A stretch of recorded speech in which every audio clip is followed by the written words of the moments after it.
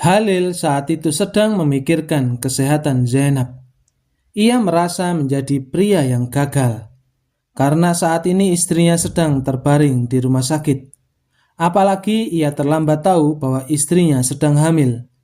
Kondisi Zainab saat itu masih dirawat di rumah sakit. Saat itu Zainab terbangun.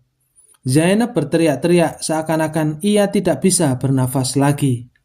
Halil saat itu berkata kepada Zainab, "Apakah kau baik-baik saja? Tenanglah Zainab, aku ada di sini untukmu." Zainab mengatakan, "Aku bermimpi tidak bisa bernafas." Halil mengatakan, "Tenanglah Zainab, semuanya telah berakhir. Semua hal yang buruk telah berakhir. Kita akan menikmati hari-hari yang damai di masa mendatang. Kita akan menikmatinya sayang." Halil kemudian menenangkan Zainab. Ia kemudian merebahkan kepala Zainab di dadanya dan menceritakan sebuah kisah.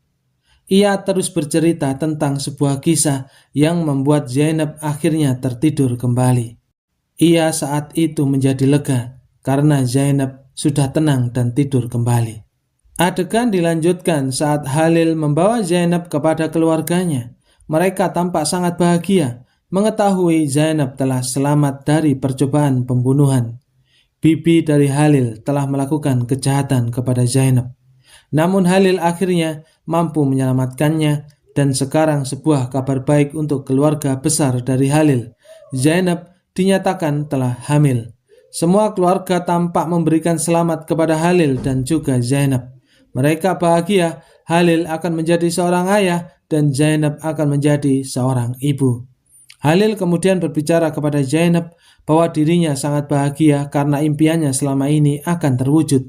Ia sangat bahagia karena Zainab selamat dari hal buruk dan sekarang Tuhan memberikan anugerah terindah dalam hidupnya ketika Zainab dinyatakan hamil.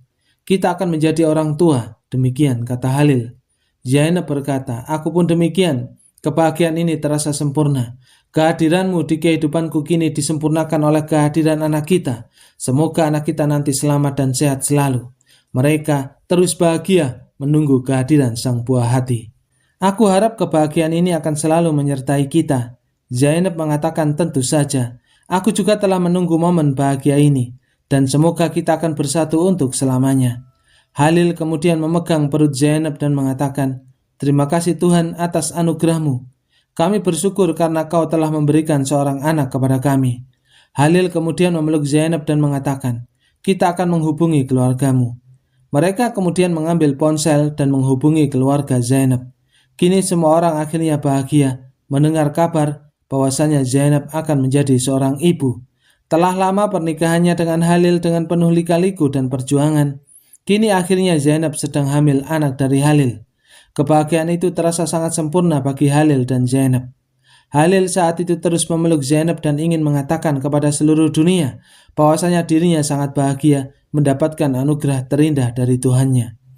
Adegan dilanjutkan saat Zainab menceritakan kepada Halil bahwa ia merasa tidak enak badan.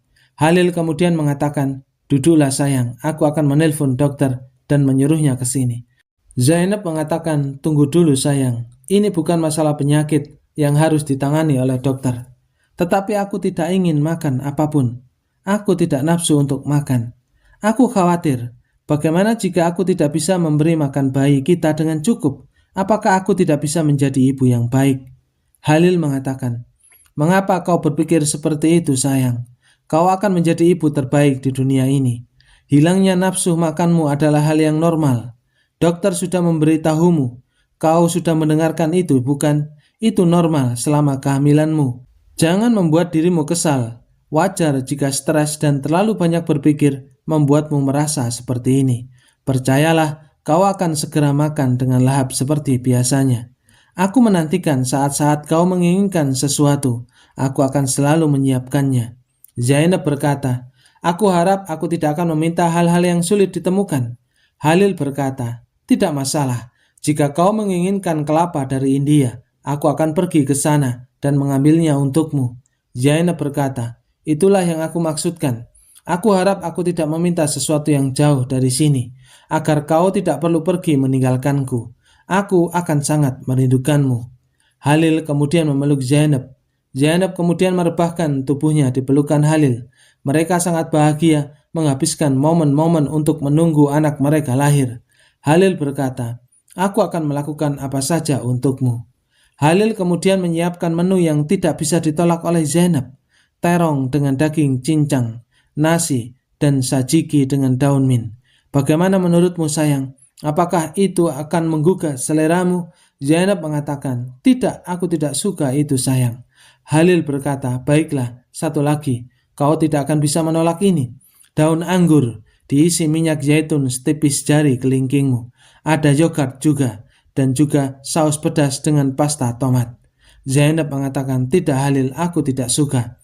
Zainab menambahkan, "Aku selalu bertanya-tanya, apakah usaha kita akan sia-sia? Saat ini aku tidak menginginkan apapun untuk anak kita. Aku merasa bersalah tidak bisa makan untuk anak kita." Mendengar nama makanan itu saja sudah membuat perutku menjadi mual.